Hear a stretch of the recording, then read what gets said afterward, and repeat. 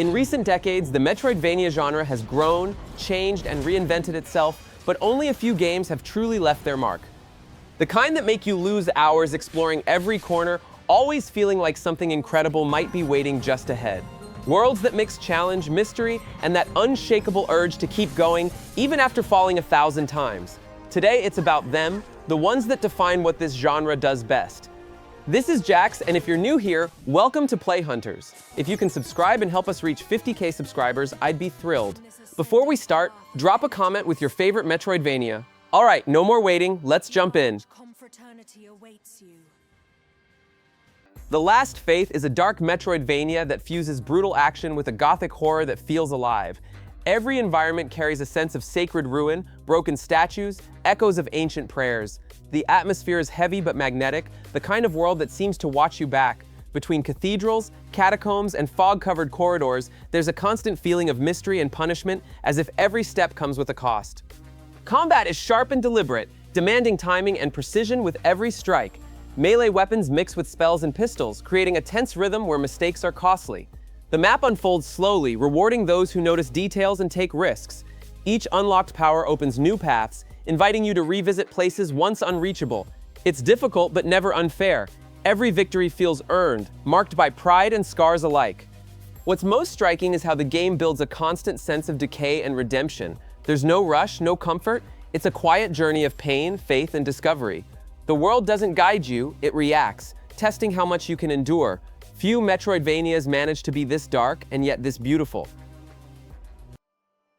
Blasphemous 2 carves its own path within the genre, turning pain and faith into art. The game is a visual and thematic masterpiece. Its settings like living paintings of a Baroque nightmare. Every enemy has a story. Every place feels like a penance turned into scenery. There's something sacred in the way it weaves guilt, redemption, and sacrifice. Dark yet full of meaning. Gameplay is intense and refined, with a combat system that rewards precision and strategy. New weapons and abilities completely change the pace of battle, allowing brutal combinations and varied playstyles.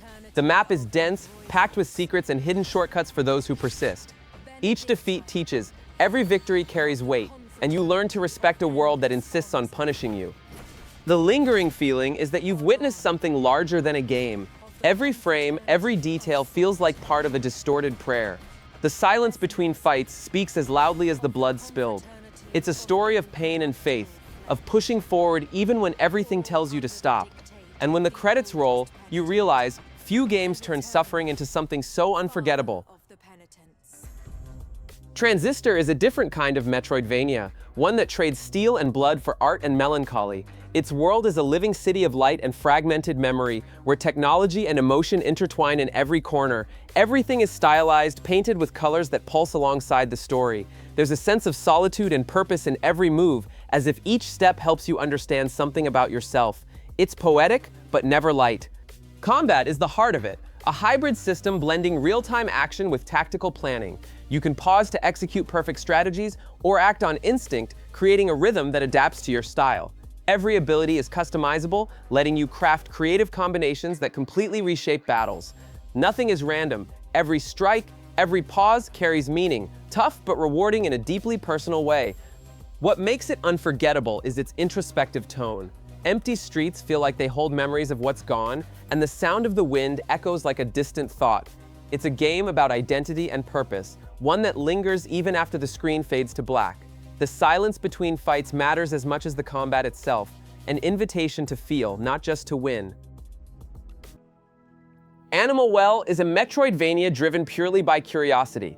It starts small, mysterious, and quickly reveals an underground world full of secrets hidden in every corner.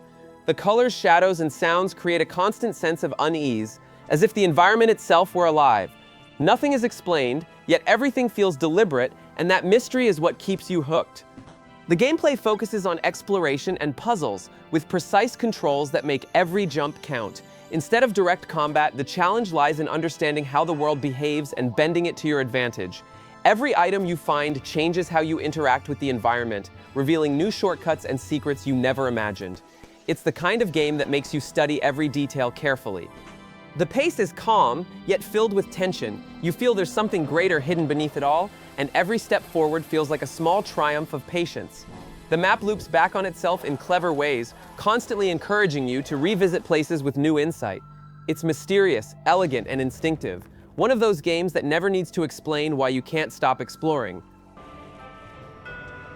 Afterimage is a stunning Metroidvania that balances beauty and brutality in equal measure. Every location looks like a living painting, bursting with color and creatures both magical and terrifying. The world feels ethereal, dreamlike, but don't be fooled, beneath its delicate surface lies a real challenge. It's the kind of place that dares you to explore just to see how far you can go before falling again. Movement is fluid, jumps, dodges, and attacks all require precision.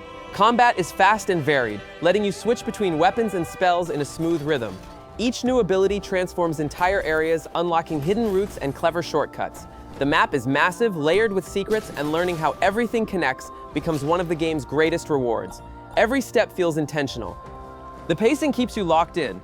Progress isn't just measured in skills, but in the growing confidence you feel as tougher enemies fall. Each zone carries its own tone, sometimes serene, sometimes haunting, and all of them tell fragments of a larger story, spoken through symbols and ruins. It's a Metroidvania that blends emotion and challenge with rare elegance.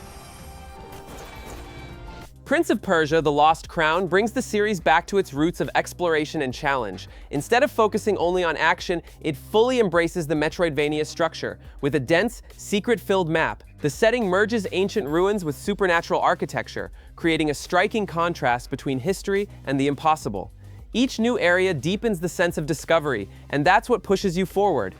Combat is agile and technical, mixing quick strikes with acrobatic movement. Time and space are your greatest weapons, and mastering them completely changes the pace of battle. New abilities aren't just for fighting, they unlock new ways to explore. It's a perfect cycle of challenge, reward, and mastery, demanding but fair in every detail. Its charm lies in how everything connects. Each obstacle overcome opens the door to a new mystery, and the map expands organically, as if the world itself were testing your curiosity. Progression becomes addictive, and every return to an old area reveals something you once missed. It's a vibrant adventure that restores the series' spirit of exploration and risk, exactly where it belongs. Axiom Verge 2 expands on the original's concept, trading biotechnological horror for a more enigmatic and introspective journey. The game builds a cold, mysterious atmosphere where technological ruins blend with natural landscapes and forgotten machines. Every corner feels like it hides an ancient secret, and the world's silence creates a constant sense of isolation. It's like exploring a past that never happened, but somehow still left traces behind. Gameplay revolves around open exploration and smart tool use. Instead of simply fighting enemies, you learn to manipulate the environment, hack machines, and cross into parallel dimensions. Combat is more strategic, favoring analysis over brute force. The map is intricate, full of hidden passages and shortcuts that reveal themselves just when you think you've seen everything. It's the kind of game that rewards curiosity with true discovery. What stands out most is how it makes you think. Nothing is handed to you. Every detail tells a story, and every ruin has something to say. The feeling of being lost is intentional. It's about understanding, not conquering. With every revelation, your connection to that strange world deepens. A clever, quiet, and deeply meaningful Metroidvania. The Messenger is pure nostalgia with a modern soul.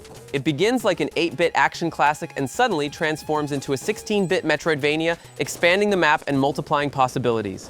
That twist is one of the most creative moments in the genre, and its authentic humor adds levity to the difficulty.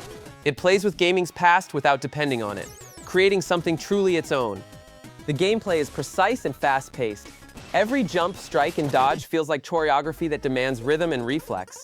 Over time, new abilities completely change how you explore, opening hidden routes and alternate paths. It's a game that demands attention and rewards mastery, turning even mistakes into lessons. Challenging but never frustrating. A true test of patience and skill. What makes it all work is the constant sense of progress. Each return reveals something new, and the map seems to breathe with your advancement. The humor breaks tension without taking away the weight of the journey. It's a love letter to the classics that manages to be more than nostalgia. A game full of rhythm, charm, and purpose. Moonscars pulls you into the abyss and never lets go. You start lost, sword in hand, with the haunting feeling that the world has already given up on itself. The walls bleed, the floor glimmers with broken light, and everything feels built from pain and regret. Every enemy defeated feels like an impossible win, yet the game always finds a new way to test you. Combat is dry, deliberate, and merciless. Every hit has weight, and one wrong move can end it all. There's no rush here, only patience, timing, and reflex. When you pull off a perfect combo, it's exhilarating, and when you fall, all you want is to try again. The world is a melancholy maze of echoes and silence, and each new passage pushes you to uncover what still hides beyond the dark. What's wild is how the game makes you feel every inch of that journey. You're not just exploring a map, you're confronting something internal, a blend of exhaustion and persistence. Everything is gray, somber, but hauntingly beautiful. It's the feeling of being alone in a place that doesn't want you to win, and still pressing on anyway. Forged in Shadow Torch starts with a completely different energy, and that's exactly what makes it addictive. You play as a rabbit with a giant mechanical arm, and your first thought is, this shouldn't work this well, but it does incredibly well. The city is a maze of steel, smoke, and neon, and walking through it feels like moving inside a living machine. Combat is a show of force. You feel every punch, every hit from that massive mechanical arm. Stringing combos, using the environment, and switching weapons creates a rhythm that's hard to put down. The game constantly challenges you but never punishes unfairly. It wants you to learn, to master the flow of battle. And when everything clicks, it feels like raw power in your hands. The map is huge, full of clever shortcuts and hidden secrets. That thrill of revisiting old areas and finding something new never fades. Every breakthrough feels earned. The game is gritty, stylish, and full of heart. A game that makes you smile even through the tension, because every win feels fought for.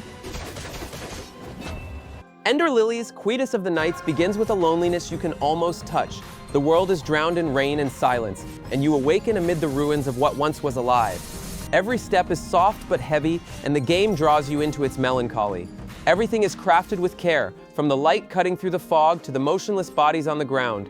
It's beautiful and sorrowful in equal measure, impossible not to get lost in its mood. Combat is graceful, blending agility and precision with a spiritual touch. Instead of traditional weapons, you fight using the souls of fallen warriors, creating a rhythm that feels ritualistic. Battles are intense and demand calm. One mistake can cost everything. The map is vast, full of secret paths and smart connections that make exploration addictive. Each new spirit changes how you play completely. The game's strength lies in how it makes you feel part of its broken world. You're not saving anyone, you're trying to understand what's left. Every new area mixes hope and sorrow in a way that keeps you going. Even in its hardest moments, there's something gentle in moving forward. It's a game that speaks little, but says everything between the lines, and when it ends, it feels like a piece of you stayed behind. Ori and the Will of the Wisps is pure emotion in motion. From the very first moments, it surrounds you with a world that feels alive, breathing with you. Forest shimmer, winds dance, and every leap carries a weightless grace few games can match. It's impossible not to be moved by the contrast between the character's fragility and the world's grandeur. Everything is built to make you feel part of this journey. Gameplay is honed to perfection. Controls are so precise that every motion feels natural, and the fluidity makes even jumping addictive. Combat has evolved faster, more varied, and new abilities open up stunning ways to explore. Nothing is wasted, every moment flows with purpose. The challenge is constant but fair, and every triumph feels earned through patience and persistence. The world itself reacts to your progress, expanding and transforming as you move forward. Every new area feels like a discovery, and the sense of freedom grows with every minute. It's a story about endurance, about moving on even when everything seems lost. And when the credits roll, you're left with gratitude, like you truly lived something real, not just played a game. Ori doesn't just charm you, it stays with you. Silksong is one of the most anticipated Metroidvanias ever made, and it's easy to see why. Everything about it pulses with energy and elegance, from its swift movement to its sharp, precise combat. The world is vertical, alive, and full of dangers hiding behind hypnotic beauty. Every jump feels like a dance, and the rhythm of exploration flows so naturally that you lose track of time. It's light and tense at once, as if the game is testing you with every step. The combat system is fast, technical, and full of flair. You need to master timing, distance, and enemy rhythm. A single mistake can cost you dearly. The map is intricate, packed with secrets and pathways that slowly reveal themselves, demanding both awareness and courage. The controls are tight, and every well-placed strike delivers that satisfying precision only the best Metroidvanias achieve. Tough, but never unfair, always rewarding. What stands out most is the sense of total fluidity. Nothing feels forced, and each new area makes you want to keep going, even without knowing what lies ahead. progression feels natural, and the world reacts to your presence with a mix of hostility and wonder. It's a game that doesn't rush you, it captivates you with the desire to master every corner. A Metroidvania that promises to be unforgettable. Yoku's Island Express breaks every expectation of the genre.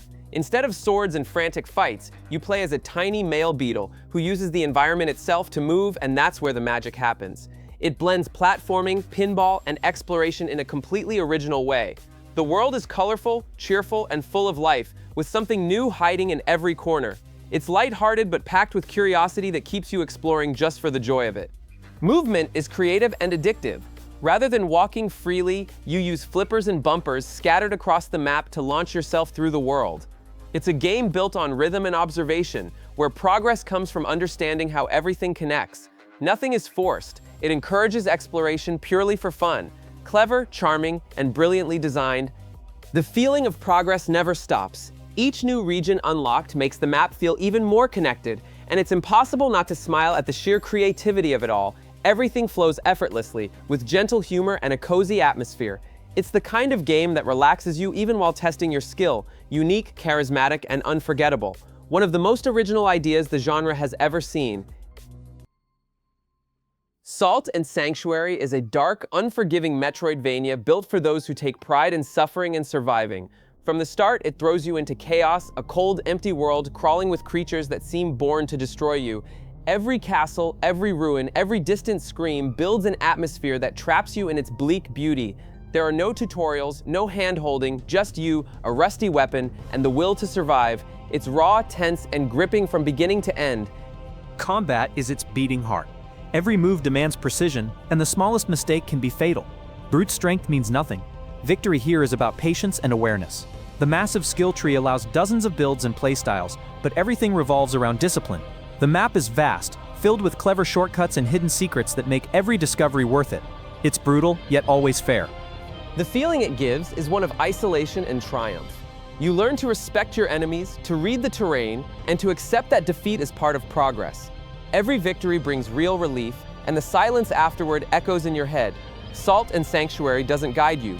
It teaches you to walk alone. And once you understand that, it stops being just hard. It becomes personal. People fear what they don't understand. Death's Gambit, Afterlife is an elegant, merciless Metroidvania that makes you feel the weight of the journey. From the very first minute, it speaks of death, sacrifice, and purpose. Everything is wrapped in quiet melancholy, with grand, mournful landscapes that feel watched by something greater. The world is mysterious and hostile, each new area carrying the sense that you're being observed. It's dark yet hypnotic, impossible to look away.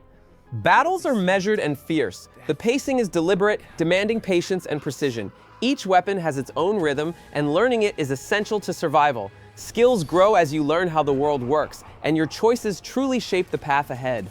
The map is sprawling and interconnected, with rewards that genuinely justify the risk. It's challenging in a way that teaches, not punishes.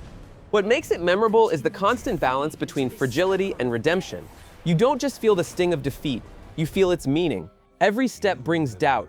Push on or give up, and every time you continue, the game answers with a reason to endure. Death's Gambit. Afterlife isn't about victory, it's about persistence. When the screen fades to black, the weight of that journey stays with you. Grime is strange, heavy, and mesmerizing. Nothing makes sense at first, yet everything pulls you in. The world feels made of flesh, stone, and smoke, moving as if alive. Every corridor carries unease and mystery, as if you were walking inside something sentient. It's bizarre, intense, and impossible to forget. Combat is the soul of the experience. You don't just kill enemies, you absorb their essence to grow stronger. That mechanic changes the entire rhythm of the game, making every encounter matter. The map is dense, full of hidden paths and secret spaces tucked away in unlikely places. It's tough but fair, and every win feels earned. The atmosphere is grotesque yet poetic. Nothing is spelled out, but every detail tells a story about the world and about you. The art feels alive, unsettling, and deeply symbolic, making every moment feel significant. The game constantly pushes you, testing both your curiosity and your patience. Grime is strange, but it's the kind of strange that fascinates and stays with you. Dead Cells is pure energy condensed into motion. From the very first second, the game pushes you forward and never lets you breathe. Every attempt feels like a sprint against the impossible, with enemies that punish the smallest mistake. The pace is insane, the controls are razor sharp, and the sense of control is absolute. When everything clicks, it feels like you and the game move as one. The roguelike structure keeps everything unpredictable. With each new run, the map shifts along with your chances and challenges. Weapons vary in style and power, allowing endless combinations for every playstyle. Combat is fast and strategic, demanding split-second decisions. Failure is just learning in disguise, and death is only the beginning. The feeling of progress is constant and addictive. Every upgrade turns fear into confidence, and every victory feels personal. The level design is clever, full of secrets and alternate paths waiting to be uncovered. The game dares you to go just one more round, and that loop never gets old. Dead Cells is pure action, built for those who thrive on overcoming the odds. If you enjoy videos like this, drop a like to support the channel. It helps a lot to keep bringing more lists and discoveries like this one, and tell me in the comments which Metroidvania kept you hooked the longest. I want to see who's conquered the most. If you're not subscribed yet, you're missing out. Come join Play Hunters, and when you're done, check out the video on screen. More incredible games are waiting for you. A big hug, happy gaming, and see you tomorrow.